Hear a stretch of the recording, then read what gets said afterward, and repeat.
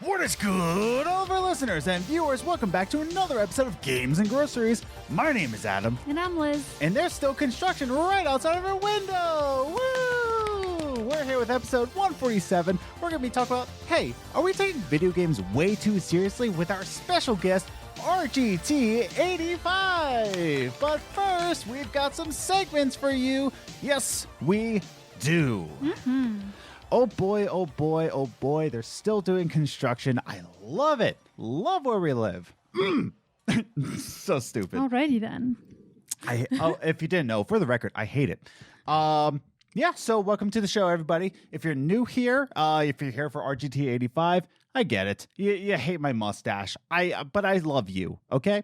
But if you just want to jump ahead to RGT's segment, fine, I get it. But that's why we provide you timestamps. They're linked down below. They're in the description. If you're watching on YouTube, we have the chapters in the head. So if you want to jump to it, fine, I'll forgive you this time. But, here we are.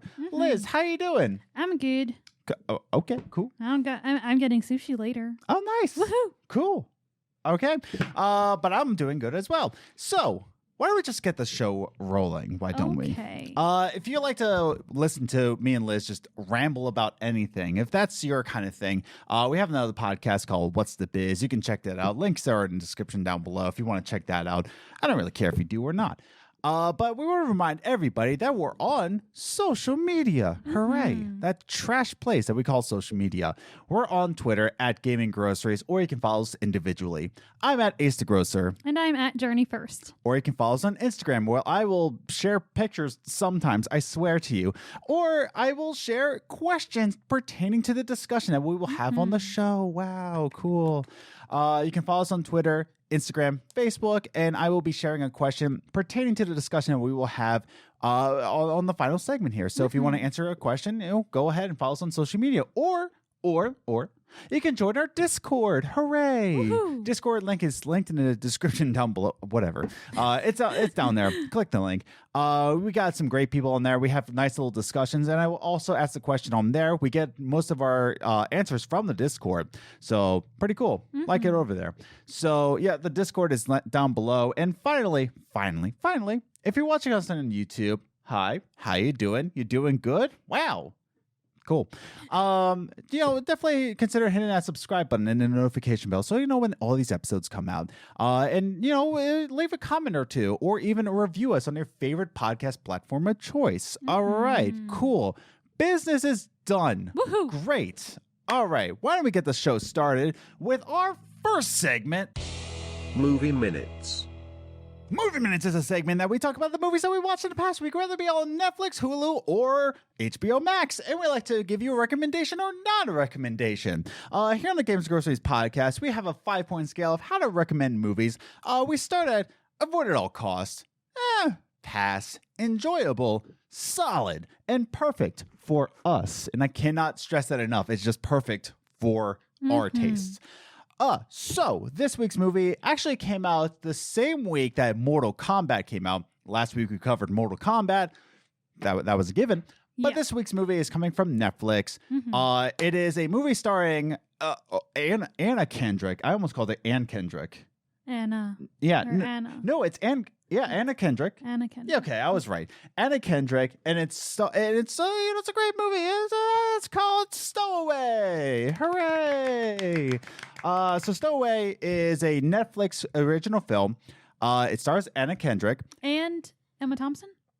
Was that Emma Thompson? I'm pretty sure it's Emma Thompson. Correct us if you will.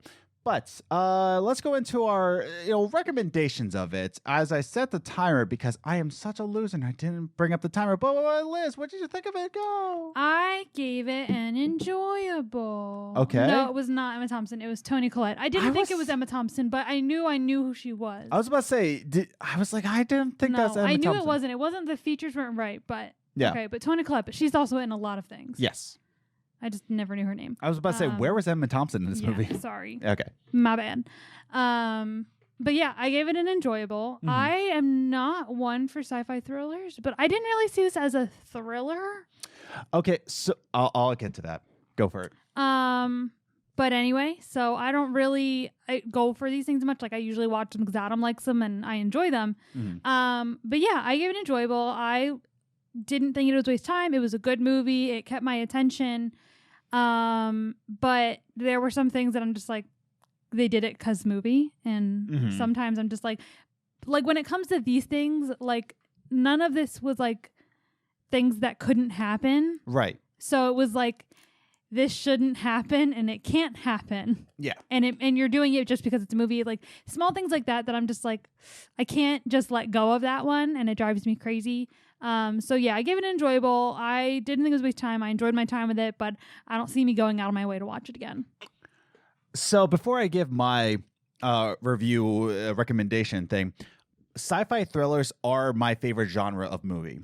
Specifically sci-fi thriller, not sci-fi horror. A lot of people get those mixed up. Well, yeah.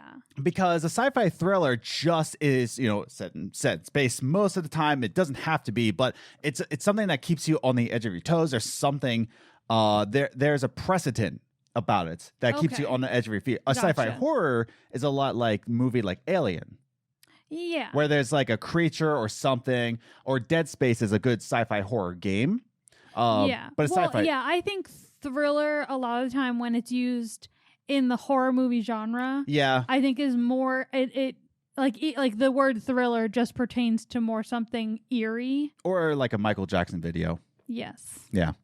But yeah, so I think that's why it gets caught up in the horror side. So I want to preface that by saying that sci-fi thriller is my favorite movie genre. It's his favorite genre of everything. Of everything. Don't even just say movies. It's your favorite everything. Books, games, those. If it's a sci-fi thriller, I'm going to consume it. It's just facts. At one point in time. Like really. But so that's why I gave it a solid. I almost gave it a perfect, and I think I almost gave it perfect because it's part of my favorite genre. But it's a solid because I enjoyed my time. I thought it was a great sci-fi thriller. But let me get into my reasons here. That the film begins, right? The film just begins with the launch. You start the movie and they're already about to launch, right? There's no exposition about like, oh, their characters like this. So they don't get a backstory until a little bit later. The exposition comes when they're on the space shuttle and they're on kind of like this podcast and they're just like interviewing, like, oh, what do you think about this? But you don't hear the other end. Yeah, they did that with everything. Like, they strictly kept it like, these four characters are the only characters in the whole movie. Yeah. It's the only characters. You don't even hear the other end. And you only hear their answers. And that's how you get to know their backstory. Because they're just, they're just saying, oh, man, this is just a great honor. I'm really a great part of this. That's how you get their exposition. And I love that. That you get to start at the launch. And you're just in it. And it goes right into the dilemma. Yeah. I love it. It's like, okay, it's set in space. This is who these people are. This is their characters. This is their backgrounds. And then it gets into the dilemma, which this dilemma is a moral choice. And that's my second point, is that it gives us a utilitarian, more of a trolley. It's a trolley death dilemma. Yeah. Right? The greater good kind of sort of mixed in here where there's a philosophy happening. Now, what you were saying is that because movie happens, there's a lot about this. There's a lot of things that, okay, science fiction and science fantasy are two different things. Science fiction, it has to be set within science, real grounded science. Yeah. There's a lot of these things where, okay, maybe it wouldn't happen. There's a lot that does. A lot of this movie is very accurate. Yeah, but there's things that just human life. Yeah. That it's like, there is no way that would have happened. But because this is a philosophy movie, because this is a utilitarian sort of philosophy movie, they have to have something happen for the philosophy to happen. If you've ever taken a philosophy class, a lot of the things that they talk about is just like, this is hypothetical. It's a little hypothetical. Yeah. But that's the thing. I liked how this was utilitarian because it was set in space. So you also had this hopelessness of space. Yeah. This isn't like a trolley thing where you're set on Earth and you can just like, oh, peace out. Peace out. This is the hopelessness that you're far from your planet. You're halfway to Mars. Yeah. And it's that hopelessness that kind of drives the thriller you know? And that's the philosophy of it. What did you think about all that? Of a philosophy story. Think that deeply about it. Yeah. Like, I understood that was what they were going Doesn't mean for. that you're unintelligent for not. It's just that that's not what you find in movies. Yeah, that's not how I think of movies. But like, I understood that that's what they were going for, like that like trolley idea. By the way, before we go, the same director also was the director behind Arctic, which stars Mads Mikkelsen, and that's another choice kind of dilemma. So this director likes his dilemma philosophy choices. So. Yes. Yeah, like I said, I didn't think that deep. Like, I saw what they were doing, but it was good. But again, like, it's fine if you want to do philosophical choices and things like that. Yeah. But again, for me, it's like, it has to be believable. There's no way this would have happened in real life. And that's what this movie's supposed to be. It's supposed to be like, this could happen, but it couldn't. There's no way I see this ever happening. I don't understand. They never really explained how this happened. And yeah, so that was my biggest problem, is that this, like, if you're going to go ahead, choose a moral dilemma, but choose one that you can actually build a story around. Yeah, that's the thing. Closing our thoughts here, because we've reached the end of our movie minutes, but it's not the perfectly paced movie. It's not perfectly written. But if you're looking for just a philosophy, moral decision, and you like sci-fi thrillers. And Anna Kendrick. I love Anna Kendrick. I would never say that she's the greatest actress. But she's very versatile. Yeah. Top 5, in my opinion. Yeah. At least. She's very good. Yeah. Remember, she was in Twilight. Oh, yeah. I forgot. But anyways, so yeah, that's our brief thoughts. I found it to be a solid film. Yeah, I enjoyed it. It's interesting. So wherever you lean on movies, that's where we lean. So give it a chance. We both recommend it. I'll probably watch it again. Yeah. But that's because I like sci-fi thrillers. So that does it for Movie Minutes. Again, the movie is called Stowaway. You can find it on Netflix. I definitely recommend it. But, other than that, I think it's time to go into our next segment. What do you think? Okay. All right. So let's just get into it. Let's go into it with our second segment. Top 3 Gaming News. The top 3 gaming news is the gaming news that we saw in the past week, and we like to rank it 3, 2, 1, just to give you a condensed version of, hey, what's going on in the video game industry? I don't know what's going on here. Who's running this thing? You. Oh, yeah, that's right. Yeah, let's just jump into it. There's a good thing to happen this week. Mostly people are more worried about Pokemon Snap coming out this week and Returnal, but but there's 3 things that we want to talk about in this segment. So I want to jump into number 3. This is about Sony.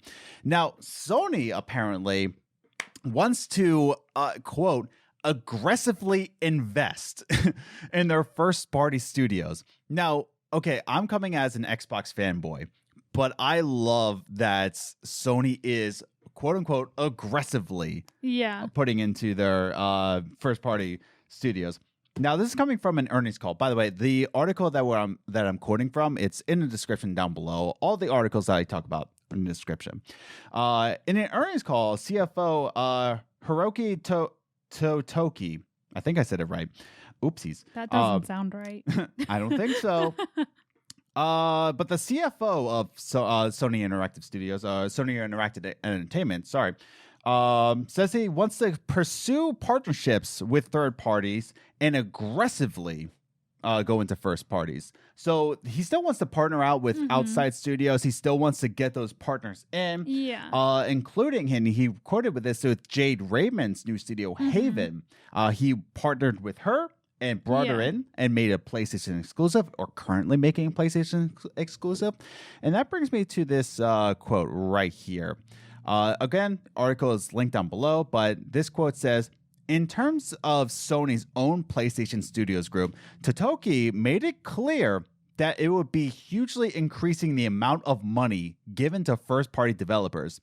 On top of what's already spent, he quotes, "We plan to increase development personnel and other costs in our in-house studios by approximately $183 million year on year. He's planning to increase it by that much. as we further strengthen our in-house software.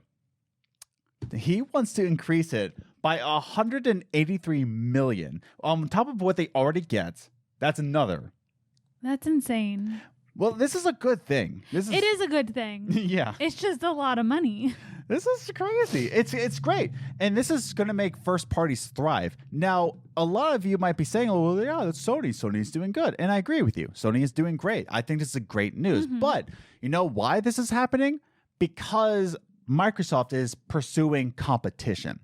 You may not think that Xbox is doing the right things. And that, sure, I think they should aggressively go over first party rather than purchasing third party. I agree with you there. But because they have so many exclusives, Bethesda, all that, exclusive third parties, right? This gives competition to Sony to saying like, hey, they got some heavy hitters. We can hit harder. And that means you, the Sony fans, are winning because Microsoft is competing. Yeah. So there's that. What do you think about that? I mean, like I said, it's great that they're putting all the money in. I do agree that is definitely aggressive. That's very aggressive. I just think it's funny that they're like really emphasizing like aggressive. We're doing this aggressively. He says it in the earnings call, aggressively investing. But yeah, it's really great that they're going to be investing all this money into games. I mean, like, yay. Yeah. We're going to get really good games, hopefully. Because you never know. Yeah. But yeah, I mean, I think it's great. I think that, you know, it might not be fun for Sony and Microsoft to be competing all the time, but it'll be good for us because then we'll get really good games out of it. Competition is always good for consumers. Absolutely. And imagine this. PS4, right? Yeah. You got Last of Us 2. You got God of War. You got Horizon Zero Dawn. You got Ratchet and Clank. You got Ghost of Tsushima. Yeah. Now, double that. Imagine how much you were impressed with God of War, PS4, right? Imagine how impressed you were. Now PlayStation's like, more money to you. Yeah, like imagine how much more they can do with extra money. Like, it's also crazy that this is coming right after the show, MLB The Show 21 comes to Game Pass day one. Yeah. The show that was a powerhouse and a PlayStation exclusive. Yeah. Is and keep in mind, this is what's selling PlayStation as well. Sports fans, they want to play a baseball game. They got to buy a PlayStation. Yeah. Now the show comes to Game Pass day one, and this earning call comes right after that. The competition is ensuing, and this is good for the consumer. So yes, very good. That's good for us. Yeah, probably going to make it miserable to work for them. I don't know about that because that means a higher pay grade. That's true. That's more money to the developers, more money to higher ups. We don't talk about this, but apparently CD Projekt Red, the board members, the 5 board members are splitting up $28 million, whereas the other developers are splitting the same amount with 385 employees. Wow. So there's that. And also Bobby Kotick halved his salary, but is getting much more money in bonuses. So there's that. But this is good for developers. This is good for you. But competition, good thing. End of sentence. So yeah. Why don't we go on to the number 2 gaming news, which is another thing about competition, but in the PC gaming market. And this is about Microsoft. So Microsoft is actually coming out and saying that they want to decrease or, reduce, I should say. They want to reduce their revenue share for developers that want to bring their games over to the Windows Store from 30% to 12%. Nice. Yay! Just like Epic's doing. They're pulling Epic moves. You get it? Because yes, I get it, dear. It's got 2 meanings. But this is great news because, again, Microsoft is trying to pursue more competition. Wow. But so you saw it happening with PlayStation, right? Microsoft's, purchased things and blah, blah, blah. And now Microsoft is now battling the PC market. And this is in total combat of Steam. Steam is still holding a 30% cut on their developers. Epic reduced it by 12%. Microsoft is reducing by 12%. And now they're just trying to get more developers over to their station. And there's that. Yeah. Now, I want to read a quote here from your good boy, Matt Booty. That's his real name. Yes, it is spelled Booty. B-O-O-T-Y. Booty. So we're going to go over to Matt Booty real quick. Why do you have to say it like that? Matt Booty has to say, Mr. Matty Booty, game developers are at the heart of bringing great games to our players. We want them, and I love this quote, we want them to find success on our platforms. A clear no strings attached revenue share means that developers can bring more games to more players and find great commercial success from doing so. Mm-hmm. So this is great. This is exactly what Epic is saying, and I'm sure they compared notes with Epic. Yeah. And if you don't know, we also reported on Itch.io last week, where Epic, brought over Itch.io, and Itch.io developers can say how much revenue share that they get. Mm-hmm. Now, Microsoft is saying that's 12%, you get a 12% instead of 30%, which that's a big difference, by the way. Mm-hmm. Let's say this. You make $100,000 off your game. Now, your game's on Steam, 30%. You got to pay up $30,000, so you leave $70,000 with you. Cool, great. But now you only have to pay Microsoft $12,000. Wow. Mm-hmm. Math. So that leaves you with $88,000. Yeah. Yeah, $88,000. So between the difference of $70,000 and $88,000, and all you have to do is move your game from one store to the other. That's all you got to do. Yeah. And make $18,000 more dollars. Yeah. Thanks, Adam. Or more than. You know what? I think you'll save $18,000. Yeah, you'll save $18,000. Yeah. You'll gain $18,000. Mm-hmm. But that's only if you make $100,000. So that's the point, is that Xbox, once again, or not Xbox, but Microsoft is bringing over more developers. Now, here's the problem. Just like with Epic, there's a lot of things that the Windows Store has to improve, because the thing is, sure, they can bring over developers. They have to bring over players. Yeah. Steam has one of the best user bases of the PC market. Windows Store is unreliable at times. The search bar can be wonky. Windows Store is a little bit weird. Yeah. Steam is a lot more mainline. Mm-hmm. And Steam has a lot more eyes. Steam still has more player base. Yeah. So even though, there's more of a player cut or less of a revenue share, there's still more players on Steam. Yes, but if you get more heavy hitters over on Microsoft Store and people can't play the games they want to play on Steam, they're going to have to go. Exactly. So that's the thing. That's the thing that the companies can remember, is that their fans will follow them because they want to play their game. Exactly. So I think it's a good thing. I think it's a good thing too. And again, we're starting to see it with Sony. This is going to be the first part. We're not going to see immediate results from our first gaming news, number 3, by saying that, they're going to invest heavily. But you're going to see that, 3 years down the line. Yeah. Same thing with this. You're not going to see Steam say, since Microsoft's doing it. Again, we're starting to see a little bit from Epic. Just a little bit. And Epic just did this last year. Yeah, I think about a year ago. Year and a half ago, something like that. They just did the Epic Game Store. It's still new, and we're starting to see a little bit more progress with Epic, a little bit more.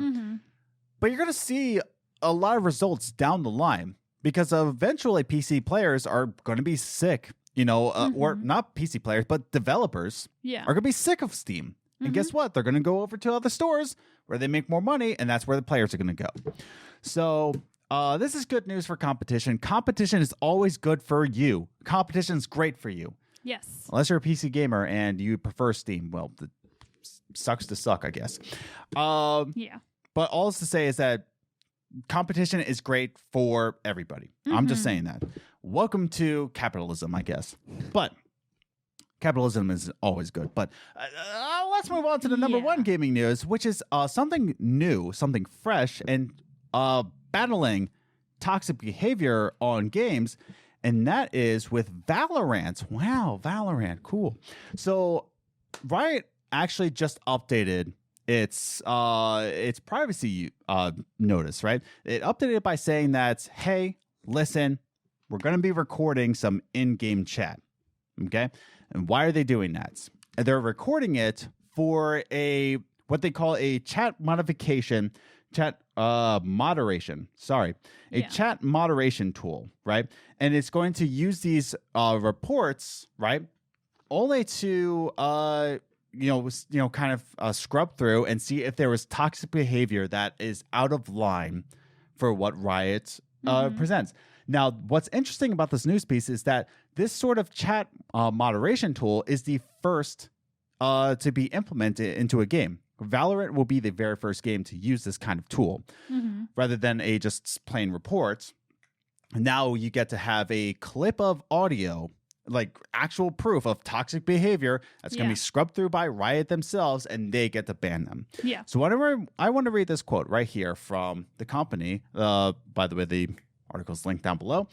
Riot said that the new voice moderation tools don't involve actively listening to live in-game audio, which is important to know. They're not going to be listening to you all the time for now. The studio clarified that we'll only listen to audio once a report has been filed. For now, the system will be beta tested in North America before expanding elsewhere around the world.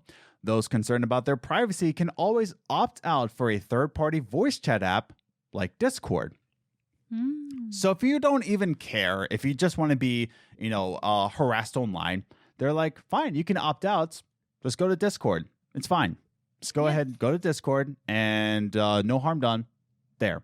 Yeah. So I like that option. It's like, if you're going to, misbehave and harass people online on our voice chat, we have the right to, go through your voice and scrub through and find proof of it. Yeah. And if you go through Discord, that's an opt-out. Yeah. It's not on our system, so whatever. So this is really cool. And there's, toxic behavior all over the place. I mean, especially as an Xbox fanboy, going on the Xbox Live chat is horrible. Horrible experience. Yeah. Never do it. But Liz, what do you think about this news piece?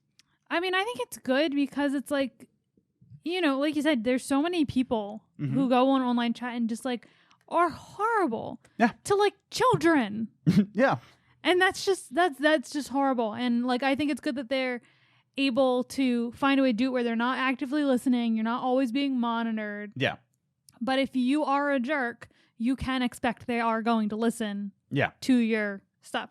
The only thing I see this becoming a problem of is kids messing around with it and like trash talking with their friends and then turning around and being like, oh, they were a jerk to me. Like just messing with their friend and having their account like messed with because as a former youth pastor, I've heard stories of that happening. Exactly. I know our kids would do this. And they have done it. Yeah. So it's like now they can be like, oh yeah, they were trash talking me, and they can go in through and be like, yeah, they were trash talking you. Yeah, exactly. And so we'll do something. It has to violate their their code of conduct. Yeah. So trash talking is not part of it. No, I know that. But I mean like but there are guys who like will just talk like that with their friends. Yeah.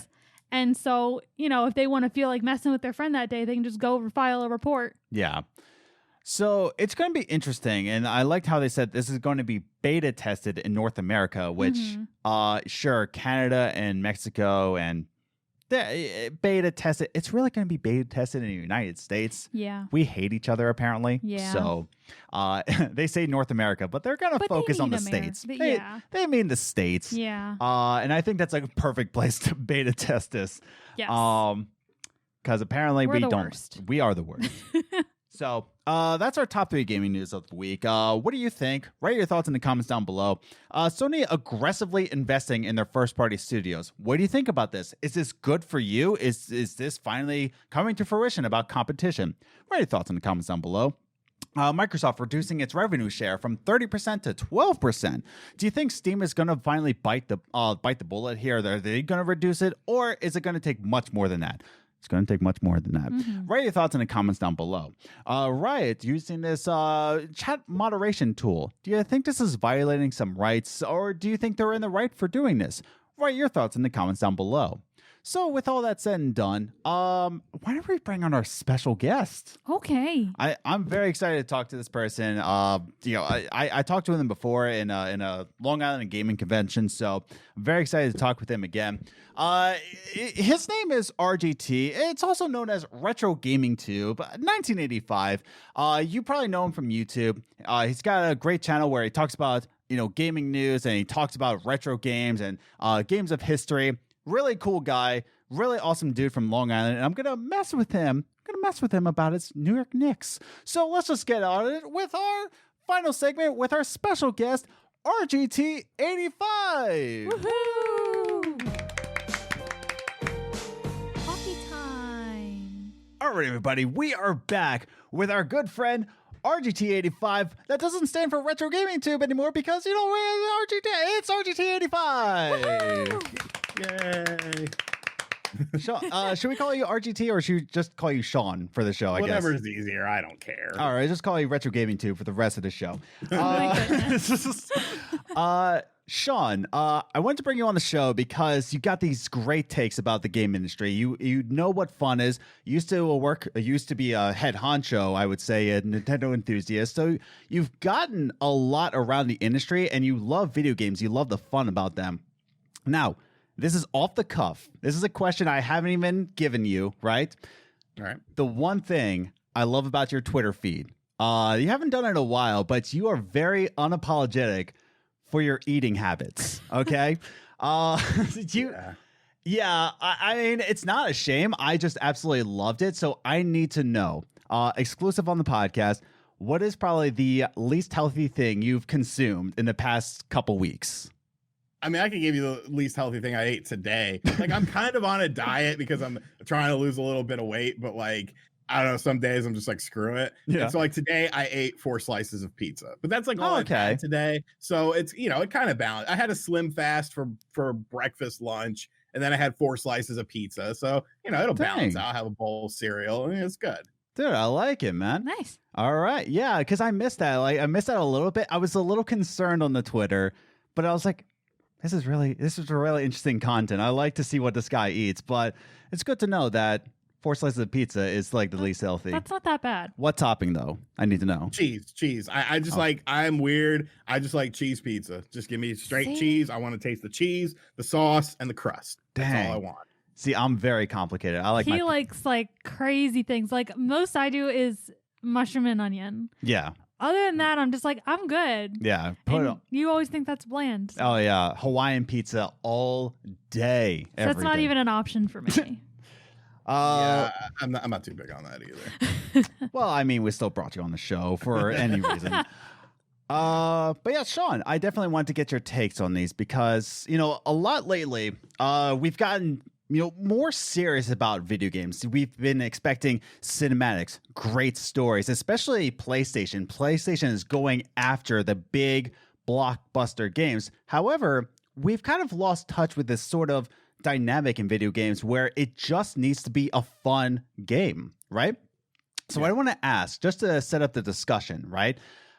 Where did this expectation come from? Where did it really start? Where we shifted from just having a really fun video game to more on the lines of we need a big blockbuster cinematic. And Sean, I want to get your take on this. What do you think about this? I think it kind of, as far as the origins are concerned, I mean, you could definitely trace it back to, I think, the PlayStation 1 era, because during the PlayStation 1 era, with the advancement of technology, which also plays a role in it, you started having these deeper narratives, like games like Metal Gear Solid, games like Silent Hill, Resident Evil. Like, the stories were one of the more interesting parts of those games, especially a game like Metal Gear Solid, which, that story for that time frame was absolutely mind-blowing. And I really feel like that was a game that was sort of make it or break it as far as whether cinematic stuff was going to work, because even, Kojima, when that game released, Kojima and Sony didn't know it was going to do well. They actually thought it was going to, underperform and just kind of fade into obscurity. You of course had, RPG games like, the Final Fantasy games on the Super Nintendo that had deep stories, but that was sort of its own subsection. It wasn't as, thrown out there in the open in, a bigger game. And one thing I think is you really have to look at the companies as far as handle their games. Because to me, each of the three companies, Sony, Microsoft, and Nintendo, they all sort of handle their games very, very different. You know, a game like, you know, when you look at Sony games, you got games like Horizon Zero Dawn, God of War, Spider-Man, Days Gone. All these games have a very deep narrative story. When you look at Xbox, at least for the past generation, aside from games like Rise of Rome, you know, you didn't have those games. They focus more on games as a service to sort of be like maybe a bit of an in-between. And then you have Nintendo, who really, for the most part, aside from games like, you know, Paper Mario and some of their RPG offerings like Xenoblade, their games don't really have those stories in them. They're more about almost creating your own story. Like, sure, there's, you know, a protagonist and antagonist and basic things, but beyond that, you know, it's definitely a lot up to interpretation. So I definitely feel like it started out at least heavily during the PlayStation 1 era, because it was very different at the time, but now it's definitely becoming more of the norm. Like, you almost have like the PlayStation template of game now. Like, when you play a game like Days Gone, God of War, and Horizon Zero Dawn, like, you could see extreme parallels between these games as far as how they play out, how the stories play out, and just how the stories are told in general. So it's interesting to say. Yeah, I would think that the parallel is a lot less obvious than the way Ubisoft makes their games, where it's just very much, you know, climb a tower, find this. But you're right that it's very much a cinematic tale, right? There's something wrong happening. Now that I think about it, now that you say it, now I'm seeing the between God of War, Horizon Zero Dawn, and Days Gone especially, there's something wrong that happens, and, you know, terror ensues, right? And you know, I do agree with you that especially the Final Fantasy, you know, NES, there were some deep stories, and it took a long time to beat. But, you know, there were still games that were a lot of fun, right? Even talking about F-Zero, which we'll get into in a little bit. But Liz, I want to hear your opinion about this. Where do you think it started, that's this shift into grand cinematics? Well, I don't know about like where or when, because I don't know history of video games too much. But I think I kind of agree. It started when they started doing more of the like movie type stories. With video games, when you start taking that more of like a storytelling role, and then like combat and gameplay are kind of second to the story.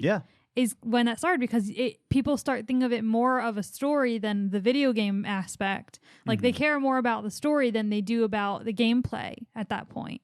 So I think that's kind of like when it starts, when you start treating it like a movie over a video game. Yeah, I do agree, and it definitely we see this grand of graphics, right? We see this technology where I was going to say that too. Yeah, graphics can look much more realistic, and they take that to be, you know, let's make it look more like a movie rather than let's make this a better video game. And this line begins to blur as soon as, and it can be a good thing. Of course, we want immersive games. I mean, Ratchet and Clank, we just saw the state of play there, that it immerses you into the game, and they're still focusing on that fun aspect. But they're really using that technology to unblur the lines, I think. But that's just one example. But I think where it really started, I mean, I don't really want to go against Sean because he probably knows more about gaming history than I do. Let's put this frank here. But I definitely think it started in terms of generation, the Xbox 360, PS3, where graphics really started to get away from that polygon-esque look to it. There were still polygons in it, but it was still around that time where like, wow, graphics can look like this. And that's when stories really start to spread apart, you know, talking about like Metal Gears of that generation, Assassin's Creed of that generation. They start to branch out into the more of that. I remember when I played Until Dawn, and they used they used the actors' real faces. Are you talking about Until Dawn? Yeah. So like when I saw Hayden Panettiere, I'm like, oh, they can do that. Like that's awesome. And like I feel like that's kind of when it started doing that, when they started using the actual faces of the people doing the voices of the characters. You know, that's when it starts getting that closer to that movie feeling, especially when you're using movie actors. Sean, let me ask you about that. So, in terms of like the advancing of technology, do you think they did it in the right? Now, this is an off the cuff kind of question here. Do you think they were in the right to make this technology more focused on making better stories, or do you think it should have went in the way of Ratchet and Clank? I forget the subtext now. Rift Apart. Rift Apart. That's it. Do you think it should have gone that way? What are your thoughts? I don't think there's a real necessarily a right or wrong answer to that, because I think having a blend is good. It's just that when you look at Sony, the one problem that a lot of people have with Sony right now is that Jim Ryan, he always seems to put his foot in his own mouth, and he contradicts everything he says, and it's very annoying. I'm not a huge fan of Jim Ryan, but he obviously wants to have this strong focus on cinematic AAA blockbuster experiences. That's cool. But when you look at the PlayStation library of games from, the PlayStation 1, 2, 3, you can even say the PlayStation 4, there's a lot of games on there. I mean, you had games like Ape Escape, Jack and Daxter, Ratchet and Clank. You had a balance of these cinematic games like like the PlayStation 2, I think, is the perfect example. You had a balance of cinematic games like Metal Gear Solid 3, and then you had all these Jack and Daxter games, and then you had games that were kind of in the middle at that point. The God of War series. The God of War series at that time, nobody cared about the story. It was like they had a mini game where you were like sleeping with women and you had to press the buttons. It was all about the action in those games. So, you had that balance. Whereas I feel like towards the tail end of the PS4's life cycle into the PS5, at least from what they've been saying so far, it definitely looks like it's going to be more based on those cinematic things, with Ratchet and Clank being more of an outlier than a commonplace thing. And especially with the closing of, or not necessarily closing, but the downsizing of Sony of Japan, because a lot of those ideas, the more quirky niche ideas come from Sony of Japan. So like that's where Gravity Rush came from, PlayStation Japan. Yeah. So, you're never going to see a Gravity Rush again. You're probably never going to see an Ape Escape. Jack and Daxter, I mean, maybe, but they're just more focused on things like Uncharted and The Last of Us and your God of War, the new style of God of War, and Horizon, which, I mean, from a business perspective, if it's selling, I mean, make it, don't worry about the smaller titles. If you can do the smaller titles, do them. But from a consumer perspective, I would like to see, that variety going forward. I just don't necessarily think it's going to happen. Yeah. I mean, it can definitely relate to the way you can think about YouTube, right? If the video topic is getting more views, of course, you as a YouTuber, like, you want to gain more towards that. But I see the way you do YouTube, you also like to do your own mix as well. So it's not only just going on the things that work, but going on things that, are a little bit more niche too. Would that relate at all? Do you think, do you disagree with that? No, I think so, because I mean, there's videos that I want to make that I'm like, okay, I can make this. It's not going to do as good as a normal video. Oh, well. It is what it is. If I want to make it, I'm going to make it. And sometimes it'll surprise you. Sometimes it'll end up doing well. You have to, and sometimes it'll just pick up in an algorithm randomly. And the next thing you know, the video blew up. So, you never really know what's going to work and what's not going to work. I mean, you have an idea based on previous trends of what will be popular, but you never really know. And I think it's the same way with video games. Like you have your staple franchises, but all because you necessarily release a game within your staple franchise, it might not do as good as you wanted it to. And then you might have a niche game. Look at a game like Among Us or something like that. I was going to say Valheim. Yeah, like those games, when they came out, nobody cared about them, and then all of a sudden, popular Twitch streamer picks it up, and then everyone's like, "Oh, what's this game?" And then you wake up and you're a millionaire. So I mean, it's an interesting industry where there is that level of unpredictability, much like in YouTube. Like, even if you have like, oh yeah, this video is going to do awesome, and then I'm the type of person where like I don't look at my views until like the next day, the earliest, because there's nothing you can really do to change anything. So it's like, oh yeah, this video is going to do great, and then you wake up and you're like, oh man, it didn't do that good. All right, go back to the drawing board. What are you going to do? So I mean, it can relate a lot to the video game industry, and I'm not trying to say that like it's exactly like it because a video can only take maximum maybe a week to make, whereas a video game takes 4 years. Yeah. Right. Maybe 2. Of course, it's not the same thing, but But the same mentality. the same mentality. Of course, a niche game wouldn't do that. Now, I want to shift this to the mindset of gamers, right, and the way we expect things, right. I want to ask, is it a wrong thing to expect cinematic stories? Is it a wrong thing to want art forms and really deep diving stories?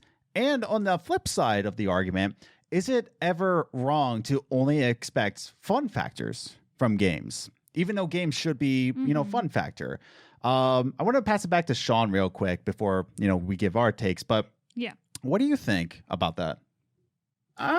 It's just, the video game industry has changed so much in terms of types of people playing games. It used to be, your typical boys club. During the NES days, it was, you had those styles of games, but as time has gone on, you've had, women, different ethnicities, different genders, different sexualities, different age groups come into it. So I feel like you have to have a more diverse lineup of games to appeal to different people. If that's what you want to do. If you want your game to be, a dude bro shooter, then make your game a dude bro shooter, but realize that, grandma isn't going to want to play that game. But, at the same time, it kind of just depends, because I feel like when you see an initial trailer for a game, you can kind of get a feeling of what that game is going to represent. Is it going to be, the term I like to use for games like Life is Strange or something, the artsy fartsy games. I'm never going to play those games. Those games have zero interest to me, but I understand that there is a large segment of people that do enjoy those games. So for them, it's a good thing. For me, I could care less. I'll look for something else within the sphere. But I think you get so many, especially considering, the NES Super Nintendo generation, comparative to now, how many games come out from different companies for different styles. I really feel like you could find either a cinematic experience or just a pure fun factor experience on the same console. Now, as far as,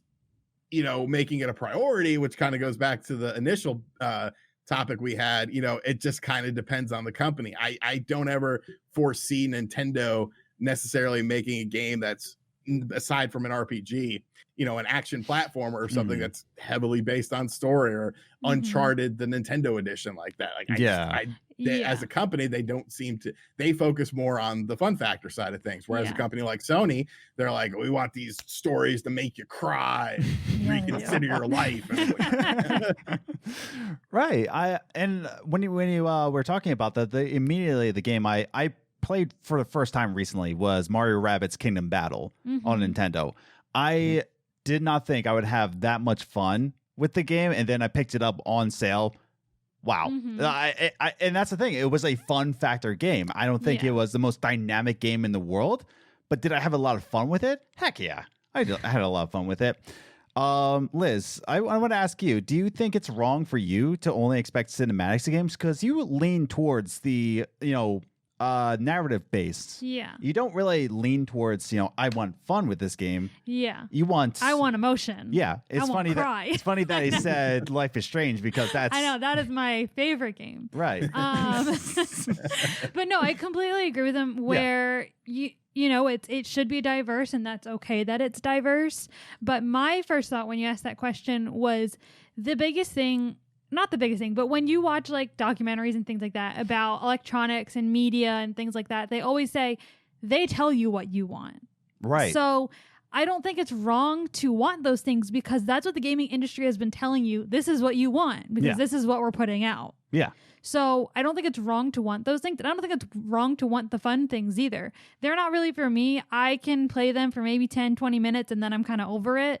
But I don't think there's anything wrong with liking what you like. As long as you don't like anything illegal, it's not wrong to like something you like. Right.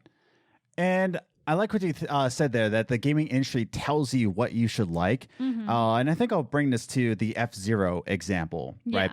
My answer for the question is that I think that it can be wrong to only expect a game to have cinematics. Sometimes it will not fulfill that. Expect and want are two different things. You said one. Oh.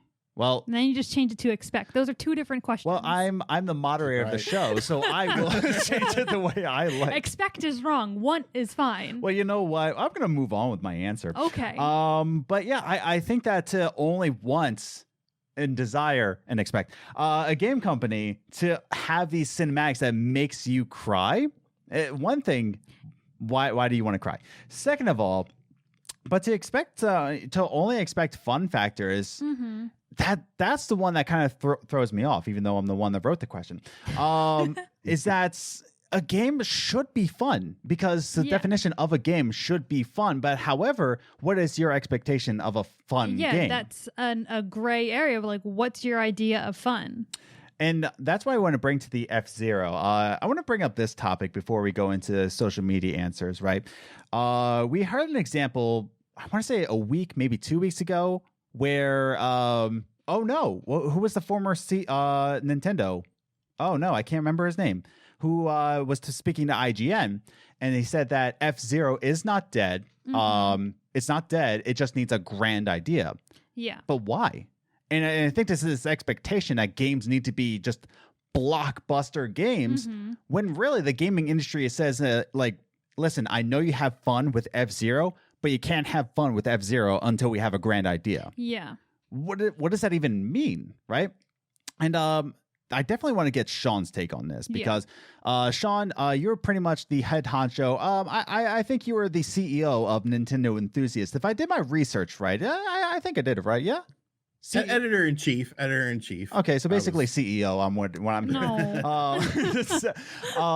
editor in chief at Nintendo Enthusiast. You follow Nintendo very heavily.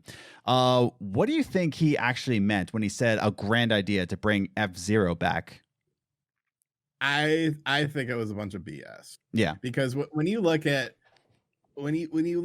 grand ideas, the whole grand idea thing is actually very interesting, because I also equate grand ideas to the rise of technology. Look at the N64. You couldn't have Super Mario Brothers 5 or Super Mario Brothers 4 or Super Mario World 2 on the N64 as a 2D game. You had to make this 3D game with Mario. Same thing with The Legend of Zelda. You had to make Ocarina of Time, this grand 3D adventure. However, ever since those games have had those grand ideas, up until Breath of the Wild, every 3D Mario game, Galaxy 2, Odyssey, they've all sort of followed the Super Mario 64 formula as far as how the game plays out. Same thing with The Legend of Zelda.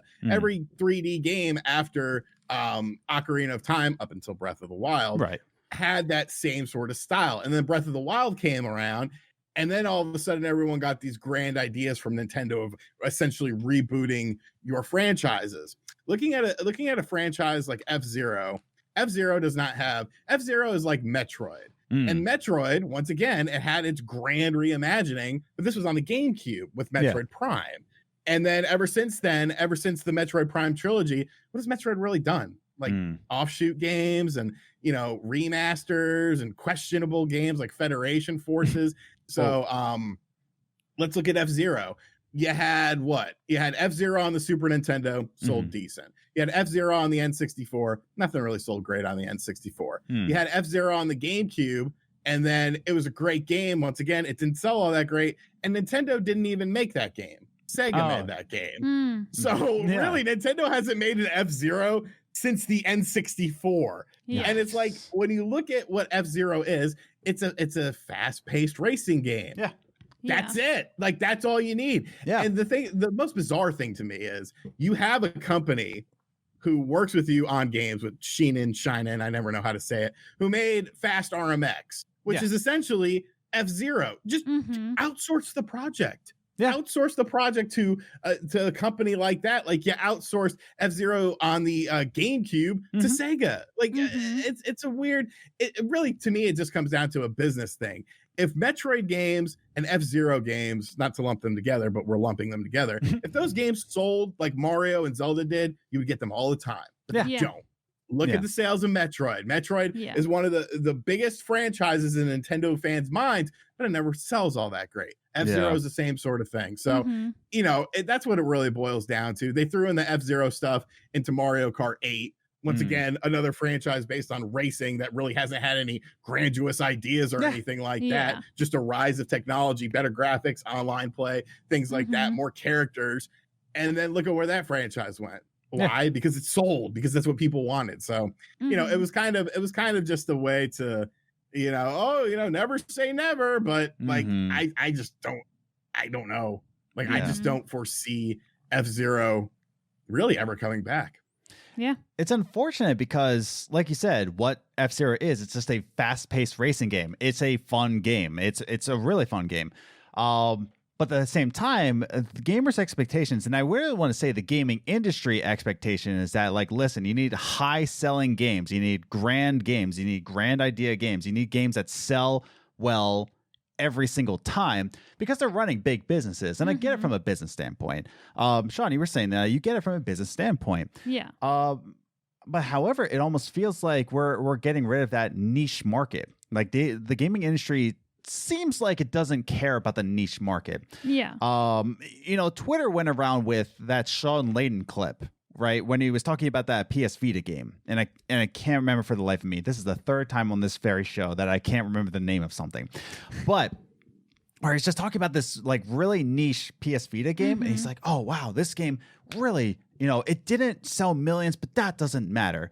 And it made Sean Layden look like he cared about the niche market, and I think that he did in some form and fashion more than Jim Ryan does. Yeah. But really, the gaming industry doesn't. The more we go across, it's a lot like what the news tells you. They don't care about the middle class. They don't care about the niche market. You know, when we're talking about fun in games, fun is really a niche market. But a cinematic game is the big sellers. You know, like, you know, I don't know, off the top of my head, what a Last of Us remake. Are they making that pretty soon? Yeah, they are. Which is why? Because it'll make money. It won't make money. It's like so that, ridiculous. and I mean, we've said this in other episodes where they do it because it makes money. They will keep doing it. If you keep buying it, they're gonna keep making them. That's what makes the money. That's what they're gonna spend their money on. They're not gonna spend their money on making a fun game that only a couple thousand people like when they can make another game for a little bit more money and get like it like triple in the return because almost every gamer is gonna play it. Exactly. So. Any final thoughts before I move on to social media answers? Nope. Cool. Rest in peace, F-Zero. Yeah. I mean, I'll accept that. Yeah. So I want to move on to a little segment that we call Social Media Answers. Hooray! Confetti flying down the ceiling. Hooray! What is that? That's just asbestos? Oh, that makes sense. Rest in peace, Adam. But I want to bring it over to Social Media Answers. You can follow us on Twitter, Instagram, Facebook, but more especially, wow, It's okay. on Discord. Hooray! Link is in the description down below. And I will ask you on these Social Media Answers, a certain question pertaining to the topic that we have on the show. So the question I asked is the gaming culture taking video games too seriously? So I said gaming culture, gaming industry, gamers alike, are we taking games way too seriously, right? So I have 3 answers from the Discord. Well, on Twitter, Mike Hetty, friend of the show, She posted a GIF. She posted a GIF. It's funny. Go check it out. Cool. But I have 3 answers, really well thought out answers. And I want to start with Twofer's answer. So Twofer says, very briefly, when he says, are gamers taking games too seriously? He says, in my opinion, no. Taking a hobby or something you're passionate about is never a bad thing. And I'm assuming he means taking a hobby that you are passionate about seriously. Yeah. What I like is his last sentence.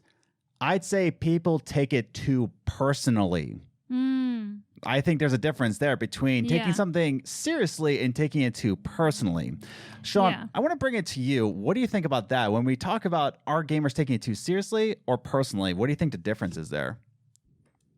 I mean, that's tough because I kind of equate when someone takes something very seriously to them kind of taking it personally, because I follow a lot of different people on Twitter. I have some people that are diehard Xbox fans. Only Xbox is good. I have diehard Nintendo fans. I have diehard PlayStation fans, and they take things very seriously to the point of personally. Mhm. Like Metacritic scores are like the be all end all. And I'm like, who cares? Yeah. Who cares? Yeah. It's a variety of opinions generating a score. Like, why does Yeah. this matter to you so much? Did you buy the game? Do you like the game? What does it matter that, IGN or GameStop or, some rando person on the internet doesn't like the game? How is that affecting your experience with the game? Mhm. So, I mean, it's just like my reviews. Like, I reviewed I know I can think of 2 games off the top of my head that have way more dislikes on it than likes when it comes to reviews on my channel.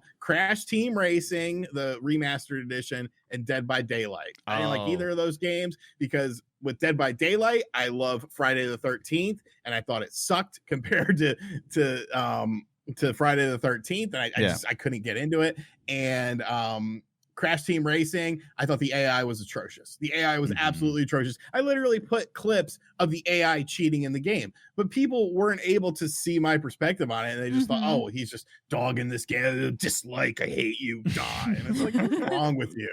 What is wrong with you? Like, Right. I get it. We have a differentiating opinion, but like it's not that serious. Like, calm down, take a blood pressure pill, take a Xanax, something. And I do agree with you that you can take it passionately, and I feel like there really isn't a difference between taking it seriously and taking it personally. It's just a line that you cross. There's some when you take it seriously, you take it passionately. I like video games, which is why I take it seriously by making a video game podcast. I guess here we are. I think Twofer was reading serious as different because you can take it in 2 different ways in this question. You can take it as serious, like I am serious about video games. Like I think they're like you're like he's using it as in a hobby. You're just in deep with like your love and passion. Like that's what he's seeing it as serious. Yeah. Whereas we're thinking of it as serious as like you're taking it too far. Yeah. Like there's like a personal side of serious, and then there's like a passion side of serious. That he's thinking of it as a passion side. We're thinking of it as the personal side. Yeah. So I think we're all saying the same thing. It's just he read it. He read the question differently than how you meant it. Yeah. But I like his sentence. Oh yeah, definitely. It's not the fact that like we're taking it too passionately. It's not the fact that the gaming industry is taking it too passionately. The one example I love, and we talked about it with Ratchet and Clank, but I think of Insomniac Games when they talk about games being passionate, they take it seriously. The one game I think about is Song of the Deep, which is another niche game that they made. And I remember the making of Song of the Deep, they were very passionate about it. They really wanted to give you a great Metroidvania type of game, but underwater. But then you take it too seriously. We talked about the fans, right? Yeah. I'm sure Sean has more experience with this than I do, where fans are just dogging him all the time. Yeah. Thank goodness. Oh no, I'm a small YouTuber. I don't get to touch it. Well, that may be a good thing. But that's the thing, is that maybe we're taking this too personally when it's just a game. Yeah. For PlayStation fans, guess what? Jim Ryan doesn't know who you are. Yeah. And he doesn't care. For me, I'm an Xbox fan. Phil Spencer doesn't care who I am. Yeah. He does not care. Matt Booty, I wish he knew what I was, but he doesn't. I will forever be sad that Matt Booty doesn't know my name. You just like his name. I do. It's a good name. It's a great name, man. I just love how you insist on saying his last name that way. Matt Booty. Yeah, I'm supporting Matty Booty. Oh, goodness. So I want to move on to my second piece of gaming culture. Now, this is coming from GameSimp, who is actually who's in college. He's going into economics, finances. So he's got that economic mindset, right? Yeah. So GameSimp has to say, this is a multifaceted question by multifaceted college student here. So this is a multifaceted question that you can answer in probably 100 different ways. From the angle of expectations versus reality, I believe that some gamers take games too seriously. With the recent price increase of AAA games from $60 to $70 in the US, I believe gamers are expecting more quality than I'm expecting gamers to expect more quality and content from their games. They want more bang for their buck. Yeah.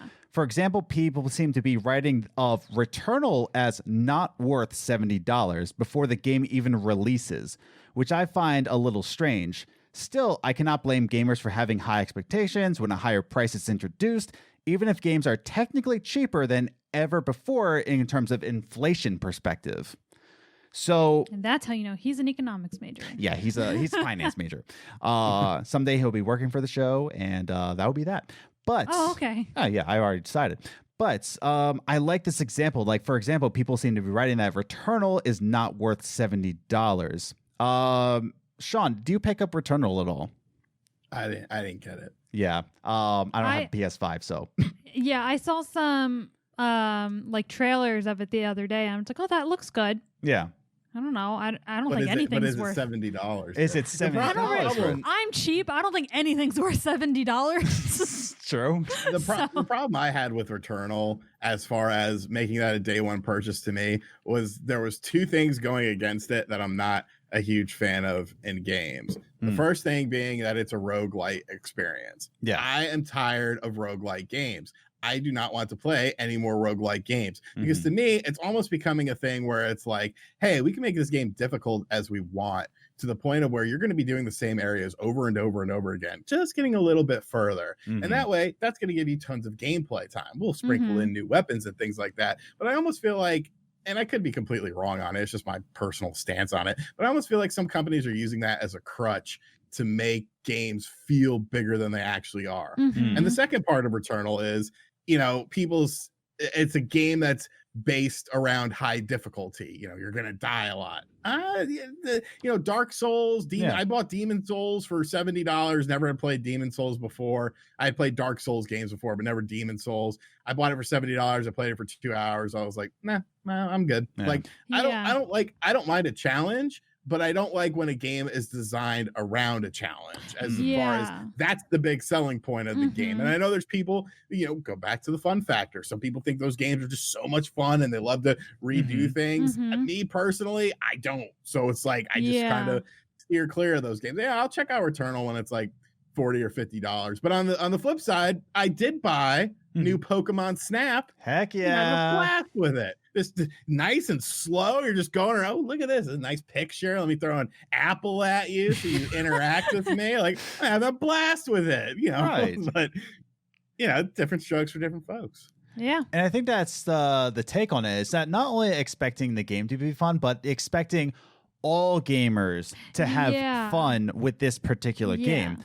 Like, Sean, how dare you not have fun with roguelike games? For me, it's roguelike. For you, for me, I hate survival games. Can't stand them. I don't have fun with it. I don't like Subnautica because it's a survival game. If it's a survival game, 90% of the time, don't like it. Yeah. And that's just not my typical fun. But for me, it's just like, how dare you not have fun with Subnautica? It's just like, I'm sorry. I don't like it. Or even, I haven't even touched Valheim because it's survival. And it's just like, I won't have fun with that game. It's just been simple as that. Yeah. But it's this expectation of, like what he said, you need to have more bang with your buck. You need to be more serious about it. This is an investment now. Or even, why isn't everybody having fun with this game? Liz, do you have any other thoughts on GameSim's answer? No. Oh, okay. I don't really remember everything he said at this point. Yeah, and I kind of want to move on to the final social media answer that we have, and this is from Commander Nikki, who then has another way of saying it, where it's gaming culture, right? She puts in esports, creative jobs, hobbies. So I want to read from her. She says, I mean, gaming, and I think she's saying this as a whole, gaming should be taken seriously as a hobby, as a creative job, which is what Sean does. Yeah. And esports should be accepted as an actual sport like chess is, which, are we accepting chess as an actual sport now? I guess. Sure. Why not? Okay, then. Poker is an actual sport. But yeah, some gamers take stuff way too serious, making a fuss about things that aren't bad. Same goes for devs. They take stuff and I like this part right here. Same goes for devs, that they take stuff so seriously that they are willing to take risks, and games get rejected for a sequel because it hasn't had enough fans. And the studio heads continue to aim for the next big hype title while pushing the workers from one crunch to another. And the big hype titles make smaller titles almost disappear, and you'll never hear about them unless you move into the right bubbles. So yeah, in terms of seriousness, there should be a healthy mix of both, being taken serious from the outside and less seriousness from the inside. And I like that. Yeah. Saying that, especially I think Jeff Keighley is doing, good work, whether you agree or not. He's doing good work by making games, serious from the outside. Like, oh, it's kind of like the Oscars, but, Joseph Fares is there. So it's a little mix of both. But I do think, like Sean, you have a creative job on YouTube on making great videos, fantastic videos. His link horrible videos. Stop. His link to his YouTube channel is linked down below. Go check it out. And but yeah, there's also things that should be taken seriously from the outside, but from the inside, she's right. Games are taken so seriously that they need to have this creative crunch, right? Yeah. That they're willing to take health risks. I think it was reports from Halo 2 that they didn't see the light of day for like 3 months. They had to sleep on, and that is not healthy. Yeah, but it's a common story that they will sleep under their desks. They won't see the light of day. They won't see their families. Look at Red Dead Redemption 2. They had to work 100-hour work weeks. Yeah, right. That's just not healthy, man. Yeah. Sean, what do you think about this answer? That's serious from the outside, but less seriousness from the inside. What do you think about that? I think it's interesting because it's almost a twofold thing, because you're seeing two different things that have happened recently. One thing is recent as today with that. So one of the things was that you make a game that the comment said that you make a game, but you don't get enough fans. But it depends on the company, because when you look at Sony and the whole Days Gone situation, Days Gone sold very well for a brand new IP. Yeah. But Sony didn't like the Metacritic score. So they're like, nah, we're not going to do Days Gone 2. Because the Metacritic score? What is wrong with you? Right. And then on the flip side, you have to talk about the passion projects or whatever. Look at what just happened with Toys for Bob today. Toys for Bob, of course, made Crash Bandicoot 4, amazing 3D platformer. Highly recommend everyone play that game. I don't care what system you play it on. Awesome game, very challenging, but fun challenging. And Spyro Reignited, a Crash Insane trilogy. And what happened to them today? Oh, you guys aren't going to make those fun games anymore. You're going to work on Call of Duty Warzone from now on. And it's like, what? Like, what? So, it's very interesting how a lot of these companies don't seem to reflect on they take it a little too serious to where there's no leverage. There's no good balance. And Jeff Keighley's okay. Yeah. I mean, like I said, I'm on the middle with him.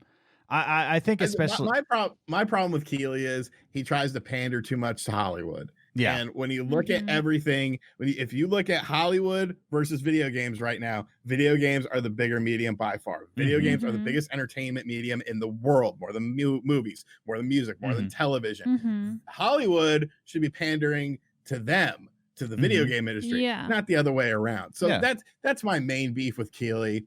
I will say I was kind of snide with him once on Twitter. He said something about what for last year's Game Awards, before the Game Awards, he was like, what would you like to see at the Game Awards this year? I was like, you should cancel it. And he actually had a discussion with me about it, because I don't know, it's just I hate award shows to begin with, because it's like, who is deciding this stuff in the first place? I know I'm kind of going off on a tangent here, but it's like, who are these esteemed panel of people? And then you look at the esteemed panel of people, and it's like random people from newspapers and stuff like that. It's like, oh yeah, because newspapers, that's the growing medium right now, And then you have all these categories that don't make sense, and then you have the show itself where it's supposed to be about the categories, but they don't even show half of the awards going out. They're like, all right, so let's just rapid fire through best action game, best sports game, best indie game, best story in a game. All right, now here's a music artist, Conway Twitty, or whatever random music person they have that I've never heard of before. And it's like, what do you want the show to be? I don't know. And to bring it back full circle, it goes back to the seriousness of it. Do you want it to be a suit and tie gala event, or do you want it to be some scrub in a probably dirty white t-shirt with a dirty hoodie, smelly hoodie on, with a hat of the New York Knicks because they're the best basketball team? Do you want that person to be representing your thing? So, and the problem is, when you look at music, when you look at movies, when you look at television, when you look at, every other form of entertainment, pretty much, it's been established. It's been established for a very long time. There's traditions. There are things going on. The video game industry is really, you could go back to the Atari and television, Coleco stuff, but for most people, the video game industry started in 1985, at least in the States, when the NES launched, and that changed everything. So you're talking about a medium that's 35, 36 years old. Like it's still very much in its infancy. Yeah. So it's hard to figure out where you want this to go. And I agree with you. Like, I do agree that Jeff Keighley does pander, and that's like the worst case. Is that I like what he said, that the movie industry, Hollywood, should be pandering to video game industry, and yet video game industry is so much bigger, and yet we do not have our stuff together. Yeah, but not only that, but and yet with all those sales, as big as the industry is, Hollywood's still like, still You're not real. You're not real. But they are coming. You got to think of one thing. Yeah. Think of how many movies all of a sudden, how many Last of Us TV show. Yeah. Ghost of Tsushima, I think, is getting a TV show or a movie. It's a There's movie. A new Mario movie coming out. You had movies like Pixels and Wreck-It Ralph and stuff like that. So I would say in the past decade, aside from the cheesy 90s movies, which I adore every single one of those cheesy 90s video game movies. I will watch the original Mortal Kombat and the original Street Fighter movie a million times in a row and love every second of it. But once it started to take it more seriously from the movie and film perspective of adaptations of video games, like, now they're trying to creep in, but for some reason, I guess you would call them the higher ups, which I don't understand how these people rose through the ranks in the first place. But, the higher ups still want to pander to that Hollywood audience. And I'm like, just drop it. Let them come to you, if anything, Why are you asking them? They should be asking you, hey, can I be on this show? I want to get in on this. I want to keep my relevancy. So, right. Yeah. I kind of want to transition this into a final question and then kind of transition into our closing thoughts here. We're talking about Hollywood. We're talking about the video game industry, how we're taking things too seriously, how game devs will really risk their lives. Let's put it this way. They're risking their lives in terms of internal health, right? Yeah. Depression and all that. I loved, even though we talked a little bit pre-show about Jason Schreier, I liked his report about BioWare with Anthem and how people were just in closets crying for hours, right? And just for them to be esteemed, just for the industry to be esteemed, and they're taking it that seriously. My final question before we go into closing thoughts is that, do we think that the gaming industry, right, would be as big as we are, where we're competing way out of the league, out of the movie industry? Do you think the game industry would be as big if we didn't take stuff seriously and we only focused on fun factors in games? Sean, I want to bring it to you. Do you think it would be as big? Because you've been following it for many, many years. Too long. That's tough, because when you look at, the best-selling games of all time, most of them have come during the PlayStation 2 era and up, aside from, you could say Super Mario Brothers, but that's been re-released on so many things. And Tetris is, one of the best-selling games of all time. That also was released on a myriad of things. When you look at, the real stuff as the industry grew, it definitely took on a life form of its own, to where you started getting those different experiences. I honestly feel like it was inevitable. At some point in time, you were going to start getting different types of games because more people were getting into gaming. I mean, look at the Wii. Like, everyone had a Wii, and they had Wii Sports, and maybe that was the only game they bought, because the Wii, for as successful as it was in terms of hardware, software sales were terrible on that thing. Like Zelda sold Skyward Sword sold I think maybe 3 million on an install base of 110 million plus. Like, you had games. One of the best selling games on the Nintendo Wii was, to this day, was Carnival Game, which was really, I wanted that. It was a combination of carnival games. It was holy crap. 2K Games made it, and it was one of the best selling games.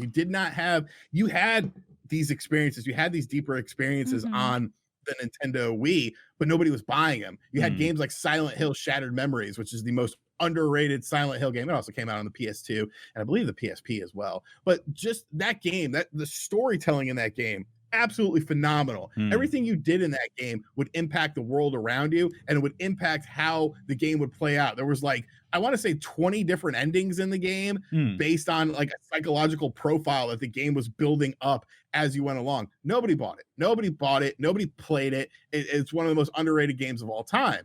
And it was still that cinematic like experience because there was actually no combat in the game. You just ran away from enemies and like you would have to like move the nunchuck and Wiimote to like knock something down to slow them down and things like that. So, you know, I think that, to make a long story short, I think that at some point in time it was going to shift. I just feel like the shift for specific companies has been too heavily focused on the cinematic stuff while leaving the fun stuff behind. And then you have a company like Nintendo who does the complete opposite. So it's about finding that balance. But as far as, you know, I definitely think this would have happened one way or another. Would it have taken, you know, longer? Maybe, but you know, it's hard to say because those games that came out on PlayStation 1 were going to come out on the PlayStation 1. Those Metal Gear Solids, those original Silent Hills, the Final Fantasy 7. Like, look at the story of that game. Like, people are still not over that yet. And I'm like, dude, come on. It's been, you know, 20 plus years. Like, right. Let's move on. And they're like, no. It's the greatest story of all time. Okay, that's cool. But so, you know, that's a very interesting question, but it would have happened sooner or later. Maybe it would have taken a little bit later if the games didn't evolve. If you still had, you know, your Super Mario Brothers, that was it. You had your Tetris, your RC Pro-Am and stuff like that. Yeah, Liz, what do you think? What was the question again? Just so I just want to like know what the question is before I start answering it. I know. You just sound like me and no, you just sound like me in a classroom. Like, yeah, what was the question? What do you think the gaming industry would be as big as we are, as I'm part of the gaming collective we, you know, like Eagles fans, you know, we. Giants.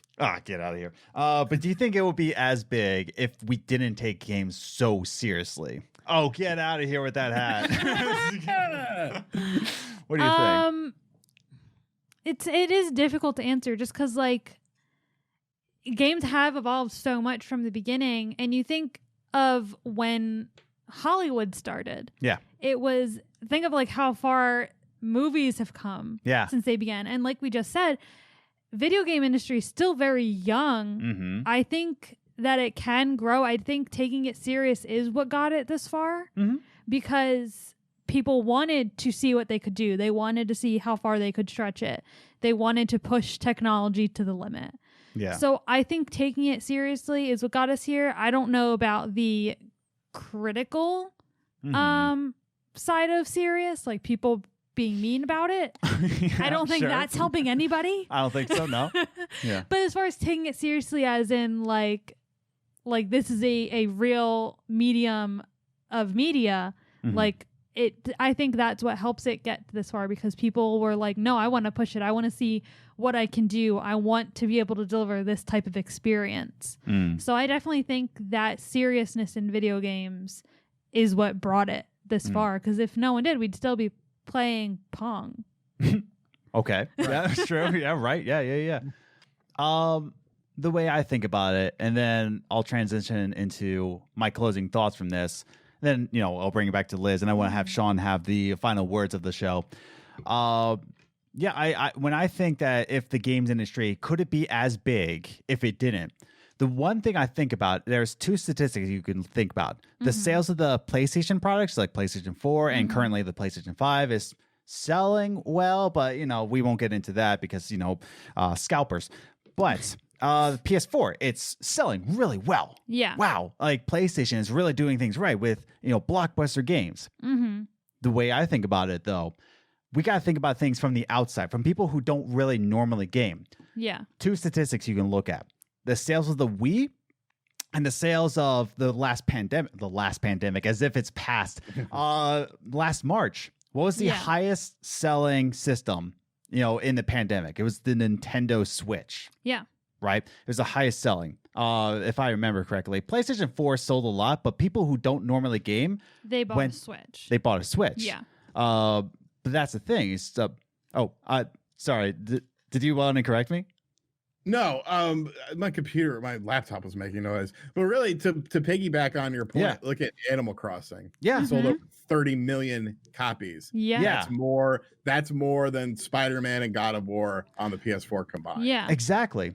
Sorry, when you were looking over, you're just like, the heck? Why am I on this podcast? Like, no, idiots. It's like, well, I was just making all this noise all of a sudden. I don't know why. Hopefully, it just dies or something soon.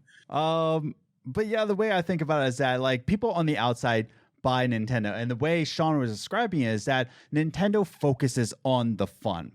Now, when he also talks about, it could have happened eventually, I think people that are into video games, the way the video game industry really blew up is not because of cinematic grand stories. It's because people want to play games. Mm-hmm. People want to have fun in games. People want to play Animal Crossing and put shovels to rocks and hopefully a gold coin falls out, right? And I think that goes into my closing thought here. And then, we'll close it out from here. But games need to be games, right? Yeah. The industry will grow, and the industry has grown from, I don't want to justify it to one central thing, but one central thing is that games are fun. Games should be fun, and people gravitate towards games that are fun. Mm-hmm. It's kind of like that meme where it's just like the guy yelling across the couch, like, stop having fun. But really, that's what a game should be. It's just like, stop taking it so seriously. Just have fun with the game. But what is your definition of fun? Yeah. What's your definition of fun?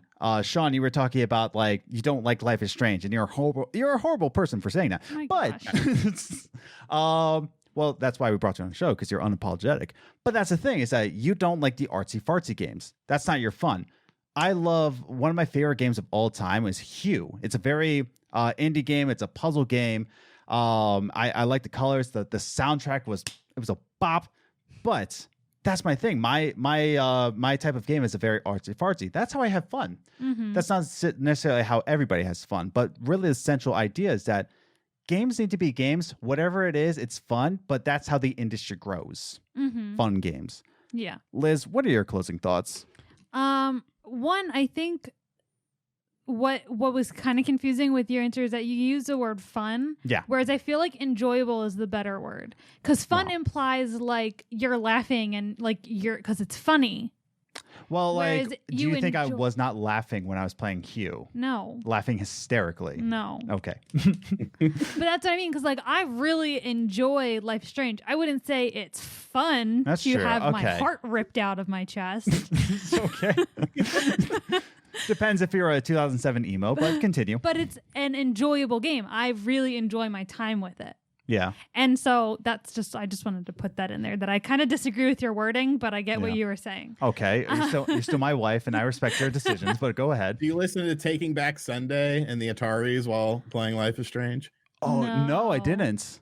Oh, wait. Wow. Oh, Well, no, you said 2007 emo. I messed around in the emo scene in like 2003, and I remember Oh, Taking Back Sunday and the 2003. Ataris were like big bands. Oh Yeah. my god! I thought you said that like Taking Back Sunday had a live stream where they played Life is Strange. I'm like, excuse me, where is this? It's like, that is like. Anyways, closing thoughts. Yeah. Sorry. So I think it all comes down to that people, and this is probably just like me swimming in the gray area coming out, but in my opinion, it's just let people like what they like, whatever that may be. Just enjoy your thing and leave other people alone. Right. And that's pretty much how I think. I mean, that's, as if anyone who listens to this show knows, it's just how I think in general about everything. It's like, just enjoy what you like and leave everyone else alone. Like, stop bothering them about what you enjoy and what you don't enjoy. Right. Like, it's not that big of a deal. Like that, like in the personal side of taking video games too serious, it's like, yes, y'all are taking it way too serious.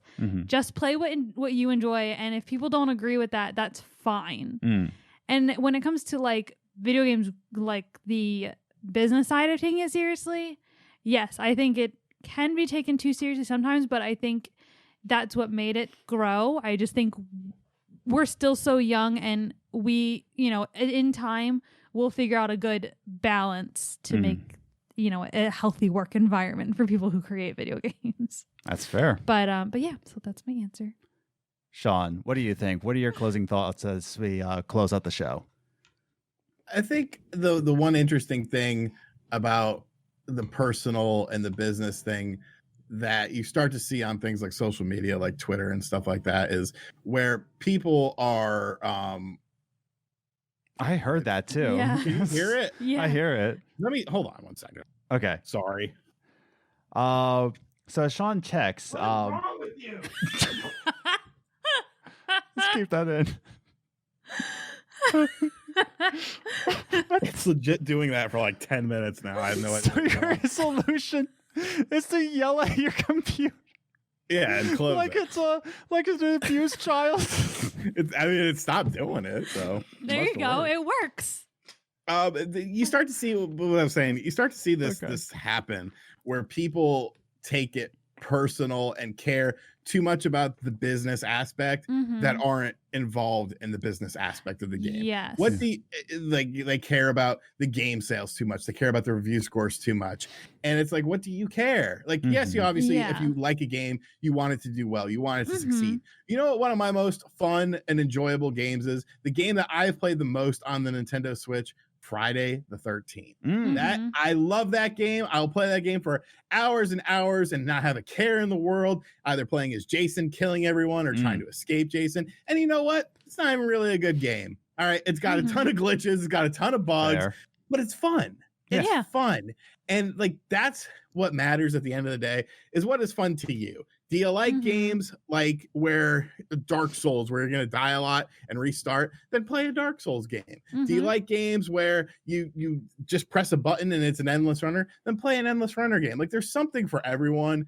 So people that take it so personal and take it so serious and think that everyone needs to think like them is just a ridiculous thing to me. Like people think that I try to make people think like I think, and it's not like that at all. When I make a video, it's literally just me. It's just me talking. If you agree with me, that's great. If you disagree with me, that's great. It doesn't matter to me at the end of the day. I'm just giving you my opinion on it. If you have a completely different opinion, awesome. Like, don't take it personally. You don't need to say that, send me a message on Twitter, I'm going to kill you. Like, okay.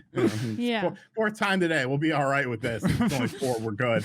But it's just, not to make an example out of someone, but I made a tweet about Second Extinction, which just released on Xbox Game Pass in an alpha or beta build or something like that. And I made a tweet very jokingly saying, well, I played Second Extinction. It's definitely a Game Pass game. And I got a DM from someone that I'd never spoken to before, just this wall of text saying that I am making it, that Game Pass is a bad thing, that games that go on Game Pass are bad, that PlayStation is a superior brand. And I'm like, all I said was, it's a joke.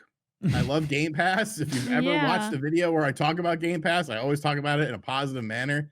Just a joke. Yeah. And then he apologized. He's like, oh, I'm sorry, blah, blah, blah. And I was like, it's cool. But like, what made that reaction? Like, who cares? It's, it's a throwaway tweet. I also said that the Graves era of Misfits was just as good as the Danzig era of Misfits. And I stand by that. And I haven't read any of those replies because I said I wasn't going to read those replies because I know those replies are going to be like, the Graves sucks, Danzig rules. It's okay. It's fine. But I enjoy both. And that's what we need to realize. People are going to enjoy different things. And all because somebody maybe has a following or an audience or whatever you want to call it. Yeah. That doesn't mean that their opinion is necessarily more valid than your opinion. If at the end of the day, it's just one individual's opinion. Yeah. So, I guess that's what I got to say. Yeah. I agree. I mean, Sean, it was great having you on the show, man. Like you put out some great, man. But before we go, we just want to, offer you a chance, because, we got to blow you up. We as a lot of subscribers that we have, we got to blow you up a little bit. But that's a joke, by the way. Sean, what would you like to tell us? Where can we find you? Where can we follow you? What's your YouTube channel? All your thoughts. Red carpet's out for you. Go. Find me RGT85 on YouTube, Twitter, Facebook, Instagram, pretty much any sort of social media, RGT85. I make really subpar videos that I really don't know why people watch them, but they do, and I'm very grateful for that. So I can pay bills and stuff like that. That's super cool. And yeah, I upload probably too much sometimes, at least 5 videos a week, sometimes more, sometimes less, but usually around 5 or 6 videos a week. And yeah, if you've ever heard of me, thank you, and I hope you don't hate me. I need that as a t-shirt, but I'll make you a t-shirt for Christmas. Thank you. But I will have links to RGT. I will have links to his YouTube channel, his Twitter. I'll even have a link to his Patreon account if you want to check that out too. Links will be down in the description down below, whether you're listening on audio or even listening on video. But with all that said, Sean, thanks again, man. This was a blast. I love your videos. I like talking to you and Long Island Retro back in 2018, back when we could have a convention. Yep. Those were good times, but now we're in this time. But we'll end the show here. We thank you again for listening to this week's Games Groceries episode. Of course, you can follow us on Twitter at Gaming Groceries or follow us on Instagram, Games Groceries, all one word. Be sure to check us out in the next week's episode where we'll have a guest, I suppose. So thanks again. Stay safe out there. Keep striving, keep gaming, and we'll see you in the next one. Bye.